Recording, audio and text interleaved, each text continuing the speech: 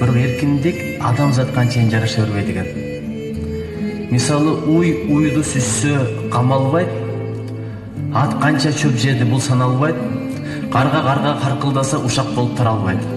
Бирок биз колубуз менен, бутубуз менен, көзүбүз менен, кулагыбыз менен, тилибиз менен кылган ар бир сөзгө, ар бир амалга жооп беребиз. Жараткандын алдында муну сөзсүз эсеби кылса болот. Ошон үчүн тилди ушак айтсын, өткөн кеткени талкууласын, саясатты сүйлөсүн деп бербептир. Зикир кылсын, илим алсын, илим таркасын, адамдар жакшылыкка чакырсын, жамандыктан кайтасын деп бериптир. Көздү телевизордон, соткадан, арам нерселерди көрсүн, көчөдөн бир намахрамдарды карасын деп бербептир. Китеп окусун, илим алсын, ошол илимди таркатсын, адамдардын жакшылыгына себеп болсун, бирөөлөргө жакшы жолду көрсөтсүн, көз ажиздерге жардам берсин деген таризде жараткан Алла бериптир.